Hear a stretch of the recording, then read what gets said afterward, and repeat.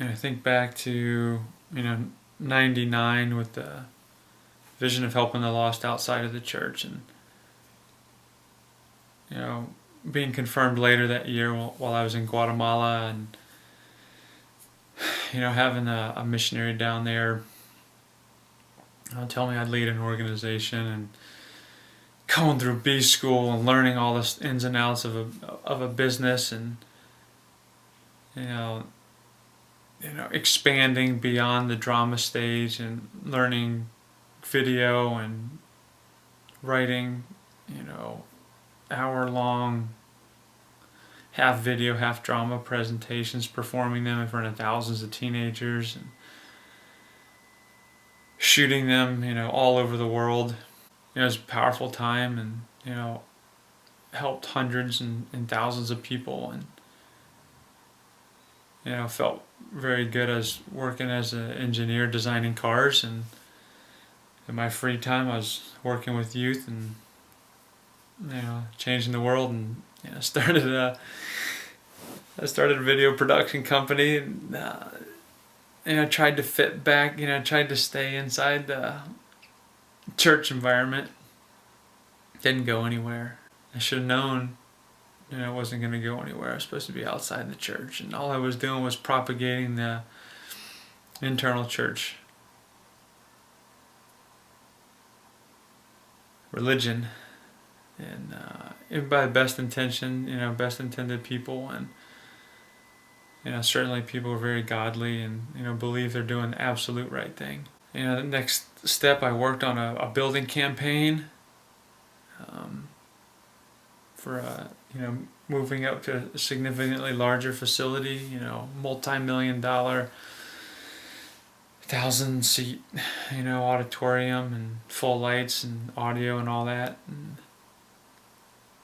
just poured a lot of time into it, and going through the fundraising and then the building, and then just feeling completely unsatisfied during the end of the building project, and moved away, left the state after 12 years, ripped the kids out and my wife, and took off 400 plus miles away. At the same time, I'd started a college ministry at the church. I've moved out of working with the youth. We had a youth pastor transition, and I started to do some work at the district level. Was a good friend of mine,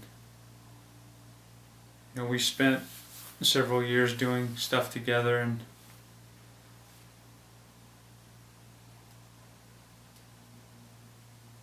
it's an odd friendship, really. In 2003 and 4, we worked on everything together. We just did over each other's house and projects, and and then by 2007, we didn't really talk, and now 2013, gosh, I don't even remember when I talked to him last. I'm sure he doesn't think about anything I do, and I certainly don't think about anything he does. That relationship and that perspective, helped me, form an opinion on ministry, and it wasn't the only incident, but some other incidents, where this church paradigm that we've developed in America, and how people need to get involved in a ministry that they need as a church, and if it doesn't align with the pastor's vision, where he wants to go, or where they need help, then you're not welcome to participate and give. And that's just a completely moronic perspective. And my perspective now is, if you're going to get someone to help, someone to volunteer, then they need to operate within their passions and their giftings. And you need to work to help them achieve and realize their goals and dreams and their calling in life, not to support XYZ ministry or, ABC pastor.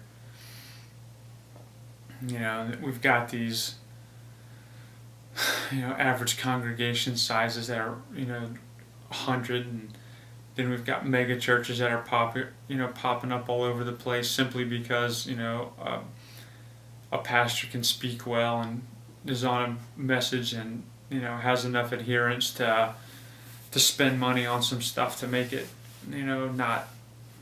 not boring, and the people who are really doing it well, just absolutely huge gatherings, multi thousand, and just a monstrous amount of small groups, but these this perspective on people having to get involved at a ministry level, being an usher, or, men's ministry or women's ministry. It's just, gosh, I don't know, it's just so messed up.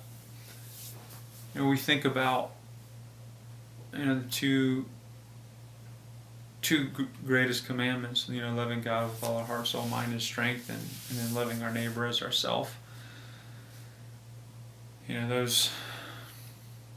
Those are daunting tasks, and I think the last thing that Jesus told us, before he left the earth, and was to go make disciples and baptize them and teach them everything that he told us to do.